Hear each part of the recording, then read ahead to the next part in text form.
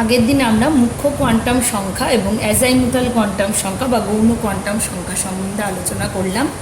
তো আজকে প্রথমে আরও দুই ধরনের কোয়ান্টাম সংখ্যা, নাম্বার 1 ম্যাগনেটিক বা চৌম্বক কোয়ান্টাম সংখ্যা, নাম্বার 2 স্পিন বা ঘূর্ণন কোয়ান্টাম সংখ্যা সম্বন্ধে আলোচনা করব।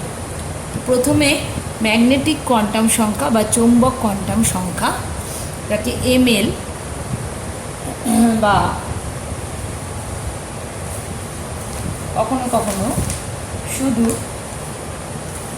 এম দিয়েও প্রকাশ করা হয় ছোট হাতে। এর দ্বারা কি বোঝায়, এটি কি চিহ্নিত ইন্ডিকেট করে সেটা আমরা শুনব। এর সাহায্যে আমরা জানতে পারি এটাই যে একই উপকক্ষের অন্তর্গত যে বিভিন্ন কক্ষগুলো তার ত্রিমাত্রিক বিন্যাস সম্বন্ধে জানতে পারি। এই কোয়ান্টাম সংখ্যা সেই সম্বন্ধেই জানি। যেহেতু চৌম্বক কোয়ান্টাম সংখ্যা, তাহলে চুম্বকের ভূমিকাটা কী সেটা একটু জানতে হবে। চৌম্বক ক্ষেত্রে যদি পারমাণবিক বর্ণালীর রেখাগুলো কি হয়, তাদের চৌম্বক ক্ষেত্রের উপস্থিতির জন্য এই রেখাগুলি আরও সূক্ষ্মতরভাবে বিভাজিত হয়। একে জিম্যান এফেক্ট বা জিম্যান প্রভাব বলে, এটা আমরা আগে পড়েছি। তো এই শক্তিমাত্রার এই পার্থক্যের জন্য এদের ত্রিমাত্রিক অঞ্চলে এই উপকক্ষের অন্তর্গত কক্ষগুলি বিভিন্ন বিন্যাস লাভ করে। এখন এর মান কিসের উপর নির্ভর করছে? এল বা অ্যাজাইমুথাল কোয়ান্টাম নাম্বারের যে কোনো মানের জন্য এম বা ম্যাগনেটিক কোয়ান্টাম নাম্বারের মান -L থেকে +L অবধি হতে পারে, অর্থাৎ মোট মান হবে 2L + 1। তো আমরা ক্যালকুলেট করে দেখব। ধরো L = 0 হলে নাম কি হয় কক্ষকের? না এস। তাহলে তার সম্ভাব্য এম এর ভ্যালু কি হবে? 0। তাহলে আর 2L + 1 এর ভ্যালু কি হবে? 1। সুতরাং এর কক্ষকের সংখ্যা কি হবে? 1। ঠিক আছে। পি L = 1 অর্থাৎ পি, তার জন্য এম এর ভ্যালু কি হবে? -L থেকে +L। তাহলে -1 0 +1 অর্থাৎ 2L + 1 এর ভ্যালু কি হবে? 2 × 1 + 1 অর্থাৎ 3। তাহলে কক্ষকের সংখ্যা কি হবে এক্ষেত্রে? অর্থাৎ মোট কক্ষক কটি হবে? 2L + 1 অর্থাৎ মোট কক্ষক হবে এক্ষেত্রে 3। ডি L = 2 হলে ডি বোঝায়। এদের নামগুলো কি? S for sharp, D for diffuse, P for principal, F for fundament. তো ডি এর মান, L এর মান 2 হলে M এর মান কি হবে? -L to +L। আবার বলি, তাহলে -2 থেকে +2, তাহলে -2 - 1 0 +1 +2। তাহলে কক্ষকের মান কি? কক্ষকের মান হচ্ছে 2L + 1 যদি হয় তার ভ্যালু হচ্ছে 2 × 2 + 1 অর্থাৎ 5। 5 F অর্থাৎ L = 3। তাহলে -3 -2 - 1 0 +1 +2 +2। একইভাবে L এর মান 3 বসিয়ে কক্ষকের মান হচ্ছে 2 × 3 + 1 অর্থাৎ 7। তাহলে 7। তাহলে এইভাবে আমরা কক্ষকের সংখ্যা জানতে পারলাম। এখন এই উপকক্ষস্থিত যে সঞ্চরণশীল ইলেকট্রন, তাহলে তার কৌণিক ভরবেগ কি হবে তারও একটি রাশিমালা আছে, √L × L + 1 × h/2π। তো আমরা জানলাম যে শিখলাম যে কি করে কক্ষকের সংখ্যা নির্ণয় করা যায়। অর্থাৎ এস উপকক্ষের জন্য কক্ষকের সংখ্যা 1, পি এর জন্য 3, ডি এর জন্য 5, এফ এর জন্য 7। নেক্সট আমরা জানব স্পিন বা ঘূর্ণন কোয়ান্টাম সংখ্যা কি। ইলেকট্রন যে শুধু আবর্তন করছে তা নয়, সে তার নিজের অক্ষের চারপাশেও ঘুরছে। তো যখন ক্লকওয়াইজ ঘুরছে একরকম ঘূর্ণন, যখন অ্যান্টি ক্লকওয়াইজ বা ঘড়ির কাঁটার বিপরীতে ঘুরছে আর এক রকম। তাহলে এস দ্বারা দুই প্রকার ঘূর্ণন অর্থাৎ দুটো স্পিন স্টেটকে বোঝায় এবং তার জন্য শক্তির পার্থক্য হয়। তাহলে দুটি স্পিন স্টেট কি, একটা প্লাস হাফ একটা minus half, clockwise plus half আর অ্যান্টি ক্লকওয়াইজ মাইনাস হাফ। ঠিক আছে, এখন কক্ষপথের গতিজনিত কৌণিক ভরবেগ ছাড়াও ইলেকট্রনগুলো তার নিজ অক্ষের উপর যে আবর্তন করে তার জন্য কিছু কৌণিক ভরবেগ সৃষ্টি, সেই কৌণিক ভরবেগ এবং ঘূর্ণন কোয়ান্টাম সংখ্যা সম্পর্কিত। তাহলে সেই কৌণিক ভরবেগ capital S equals to √/s into s+1/h/2π। এখানে এস বা এম এস অর্থাৎ ঘূর্ণন কোয়ান্টাম সংখ্যা এস দিয়েও প্রকাশিত হয়, এম এস দিয়েও প্রকাশিত হয়। এখন যেহেতু ইলেকট্রনগুলি একটি প্লাস হাফ এবং একটি মাইনাস হাফ হচ্ছে, তো মাইনাস হাফ স্পিনে বা ঘূর্ণন কোয়ান্টাম বিশিষ্ট হয়, তাহলে প্লাস হাফ যে কোয়ান্টাম সংখ্যা বিশিষ্ট ইলেকট্রন তার চৌম্বক ক্ষেত্রের যে অভিমুখ, মাইনাস হাফের ক্ষেত্রে তার চৌম্বক ক্ষেত্রের অভিমুখ দুটি অপোজিট হবে, বিপরীতমুখী হবে। তার ফলে এদের মধ্যে একটা আকর্ষণ বলের সৃষ্টি হবে, ইলেকট্রন ইলেকট্রন বিকর্ষণ বল তখন দূরীভূত হবে। সেই জন্য একটি কক্ষকে যে ইলেকট্রন থাকছে সেই ইলেকট্রনের একটি হচ্ছে প্লাস হাফ এবং অপরটি হচ্ছে মাইনাস হাফ। তাহলে যখন এস উপকক্ষ তার আন্ডারে কক্ষক হচ্ছে একটি, তাহলে এখানে কটি ইলেকট্রন থাকতে পারছে, দুটি ইলেকট্রন, একটি প্লাস হাফ এবং একটি মাইনাস হাফ। পি এর তিনটি কক্ষক, তাহলে প্রত্যেকটা কক্ষকে আমরা বলছি যেরকম প্লাস হাফ এবং মাইনাস হাফ। প্লাস হাফকে যদি এভাবে চিহ্নিত করি, কেন এভাবে থাকছে, কারণ এদের মধ্যে আকর্ষণ বল কাজ করছে, তাই এরা জোড়বদ্ধভাবে একটি কক্ষকে থাকতে পারছে, একই কক্ষকে জোড় গঠন করতে পারে। তাহলে একটি কক্ষকে যদি দুটি ইলেকট্রন থাকে অর্থাৎ এভাবে জোড় বেঁধে থাকে, তাহলে তিনটি কক্ষকে কটা থাকবে, অবভিয়াসলি 6টা, 5টায় কটা ম্যাক্সিমাম 10টা, 7টায় কটা ম্যাক্সিমাম 14টা। ঠিক আছে, বোঝা গেছে। তাহলে প্রত্যেকটা ছোট ছোট কক্ষকে একজোড়া করে ইলেকট্রন, একটি প্লাস হাফ এবং অপরটি মাইনাস হাফ, এই ধরনের ঘূর্ণন কোয়ান্টাম সংখ্যা নিয়ে থাকবে। কেন থাকবে না, কারণ তাদের মধ্যে তখন আকর্ষণ বল বেশি হবে, তাই তারা জোড়বদ্ধ অবস্থায় একটাই কক্ষকে থাকতে পারে। এখন আমরা ক্যালকুলেট করব এম কক্ষে সর্বাধিক কতগুলি ইলেকট্রন থাকতে পারে। এম কক্ষ মানে এন এর মান 3, এল এর মান কি হবে -l to +l, 0 1 2 0 1 2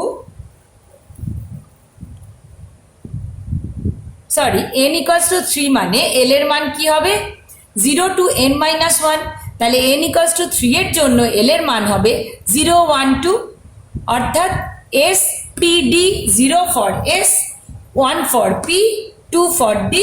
এইগুলো হলো আমাদের কিসের নাম, উপকক্ষের নাম।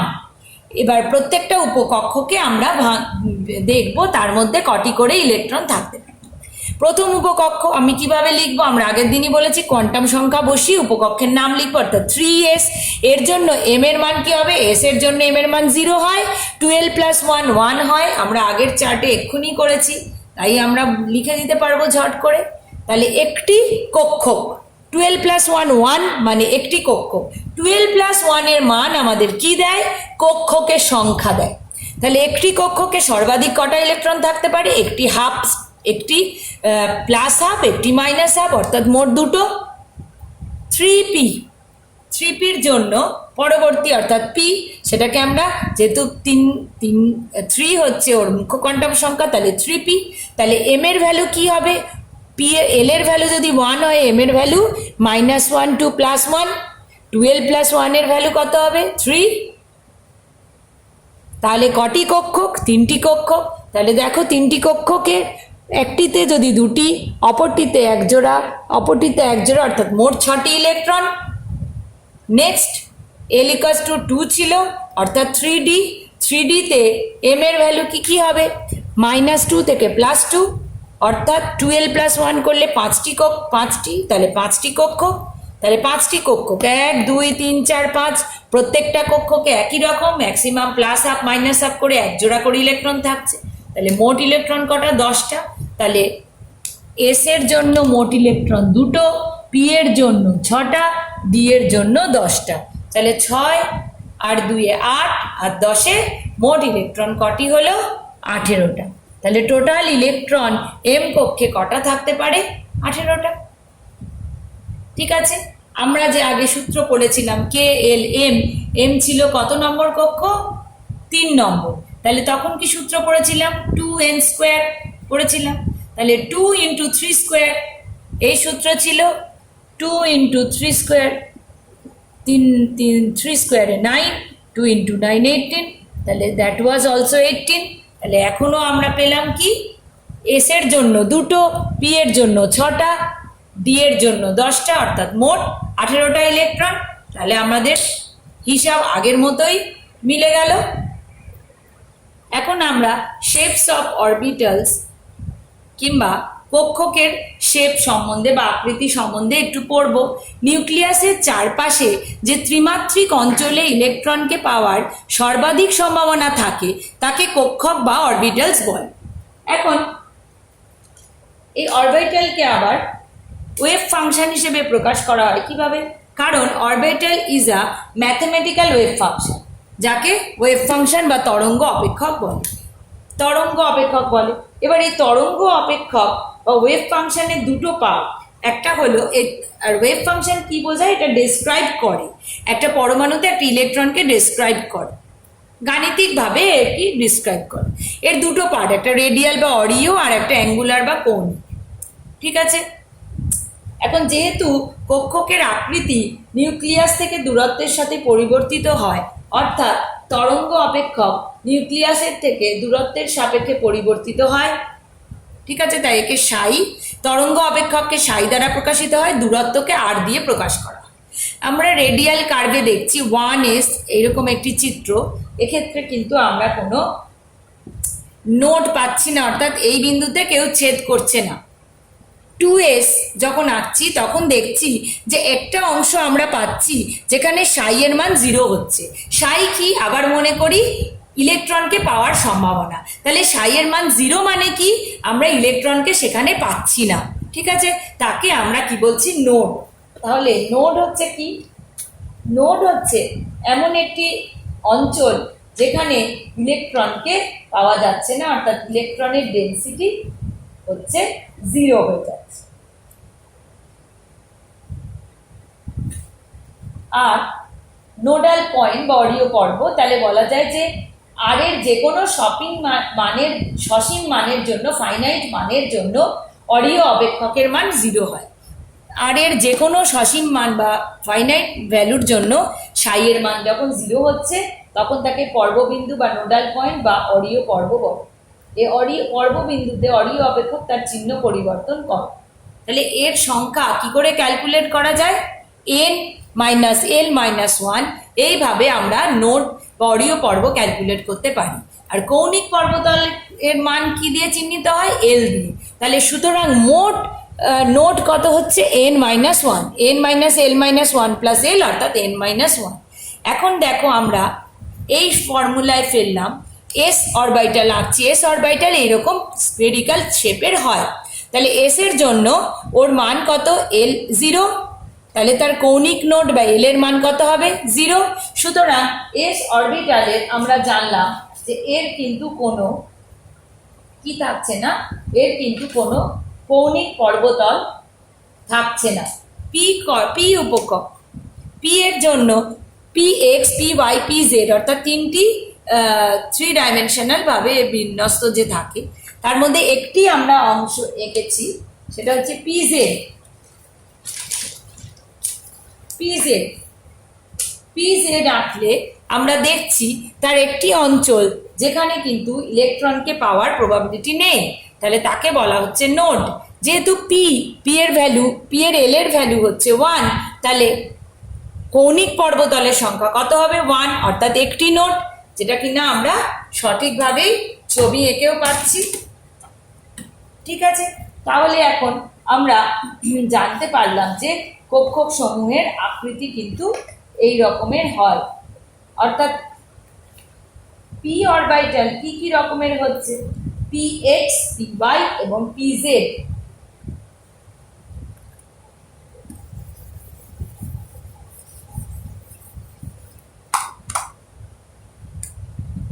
ধরা যাক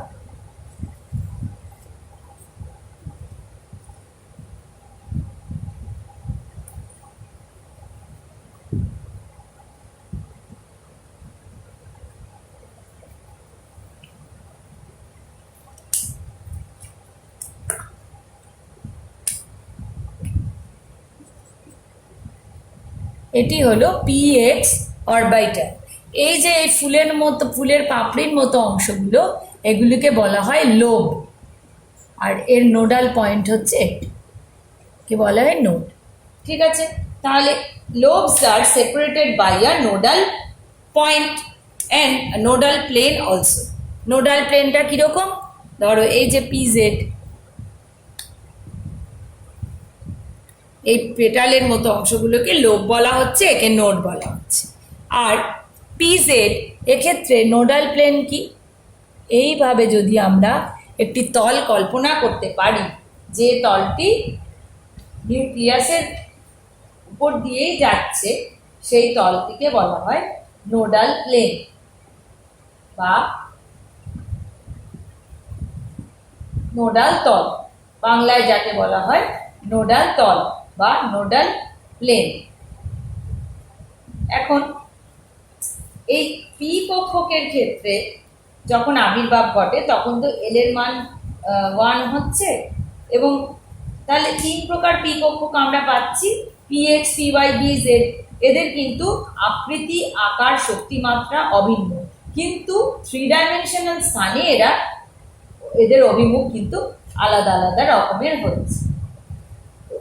একইভাবে ডি কক্ষকের ক্ষেত্রেও আমাদের 5টি আমরা কক্ষক পাচ্ছি।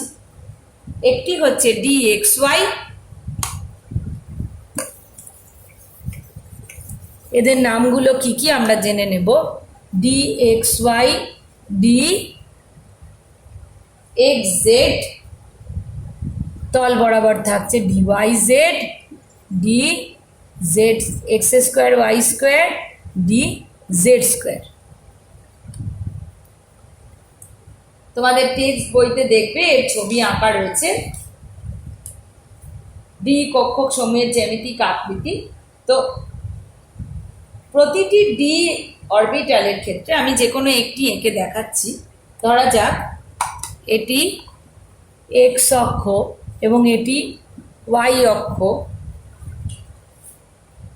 যদি হয়, তাহলে ডি এক্স ওয়াই হবে এইরকম, অর্থাৎ এর 4টি লোব থাকে। ডি এক্স ওয়াই এর ক্ষেত্রে, ডি ওয়াই জেড এর ক্ষেত্রে, ডি এক্স জেড এর ক্ষেত্রে 4টি করে লোব থাকে, ডি জেড স্কোয়ারের ক্ষেত্রেও 4টি লোব থাকে, ডি এক্স স্কোয়ারেরও 4টি লোব। কিরকম ভাবে এরা বিন্যস্ত, তাহলে আমি একবার বলে নিই। ডি ওয়াই জেড কক্ষকটির 4টি লোব ওয়াই জেড তলে থাকে এবং এক্স ও ওয়াই জেড এর সঙ্গে 45টি। তাহলে আমি এখানে কি এঁকেছি, d x y. D x y তলের এক্স ওয়াই এর ক্ষেত্রে কি হচ্ছে, ডি এক্স ওয়াই এর ক্ষেত্রেও এর 4টি করে লোব রয়েছে। 4টি লোব কোথায় বিন্যস্ত, এক্স ওয়াই তলে কিন্তু বিন্যস্ত। জি এক্স জেড এর ক্ষেত্রে 4টি লোব কোথায়, এক্স জেড তলে। ডি এক্স স্কোয়ার ওয়াই স্কোয়ারের ক্ষেত্রে 4টি লোব এক্স ওয়াই তলে এবং এক্স ও ওয়াই অক্ষের দুটি বিপরীত প্রান্ত বরাবর বিন্যস্ত থাকছে। এইভাবে তাহলে আমরা শেপ সম্বন্ধে জানতে পারলাম। নেক্সট আমরা পড়ব কিভাবে উপকক্ষগুলি ফিলিং হয়। একটা সাধারণ উদাহরণ দিয়ে আমি বলছি। ধরা যাক পি উপকক্ষ 2p। মনে করো 2p উপকক্ষে 5টি ইলেকট্রন আছে। তাহলে আগে আমরা 2p আঁকবো। তার কটি কক্ষক, 2p উপকক্ষক 2l + 1, 2 × 1 + 1, অর্থাৎ 3টি ঘর আমি এঁকেছি। একটি হচ্ছে পি ওয়াই, একটা আমরা জানি পি ওয়াই, এবং একটি পিজেড, পিএক্স, পিওয়াই এবং পিজেড। ওকে, এবার 5টা ইলেকট্রন কিভাবে ভর্তি করব? আগে প্রত্যেকটা একটি একটি করে ভর্তি হবে, তারপরে 3টে ভর্তি হয়ে গেল, পড়ে রইল কটা? 2টো। তারপরে 2টি ভর্তি হবে, তাহলে পিএক্সে 2টি, পিওয়াইতে 2টি, পিজেডে একটা। অর্থাৎ হুন্ডের সূত্র অনুযায়ী এই ঘটনাটি ঘটে। একে বলা হয় হুন্ডের মাল্টিপ্লিসিটি সূত্র। এতে কি বলা হয়েছে? একটি নির্দিষ্ট উপকক্ষের ক্ষেত্রে ইলেকট্রন পূর্তি প্রক্রিয়া, অর্থাৎ এই ইলেকট্রনের ফিলিং আপ কিভাবে হচ্ছে? সমশক্তি সম্পন্ন কক্ষকগুলো, এগুলো তো সবই সমশক্তি সম্পন্ন কক্ষকগুলো, আর ততক্ষণই খালি থাকবে যতক্ষণ না ইলেকট্রনগুলো এককভাবে স্থান দখল করবে, অর্থাৎ একটি একটি করে যতক্ষণ স্থান দখল করবে ততক্ষণ ওরা খালি থাকবে। কারণ আমি প্রথমে একটা একটা একটা করে ভর্তি করলাম, কখনোই এখানে 2টো এখানে 2টো আগে ভর্তি করে নিই। অর্থাৎ আমি যদি 5টা ইলেকট্রন এভাবে ভর্তি করতাম, ধরো 1 2 3 4 5, ফাইনালি হয়তো ঠিক হতো, কিন্তু নিয়ম সেটা নয়। কিভাবে করব? আগে প্রত্যেকটি এককভাবে ভর্তি করব, 1 1 1, তারপরে এককভাবে ভর্তি হওয়ার পর যখন খালি থাকবে তখন ওই ইলেকট্রনগুলো, বাকি ইলেকট্রনগুলো স্থান দখল করবে। ঠিক আছে, তাহলে এই সূত্রটি কিন্তু হলো হুন্ডের মাল্টিপ্লিসিটি সূত্র। সেম জিনিস ডি কক্ষ, এফ কক্ষ, সব কক্ষের ক্ষেত্রেই হবে। পরের দিন আমরা ইলেকট্রন বিন্যাস শিখবো, কিভাবে ইলেকট্রন বিন্যাস করতে হয়। হ্যাঁ, আজকের মতো এইটুকুনি থাক।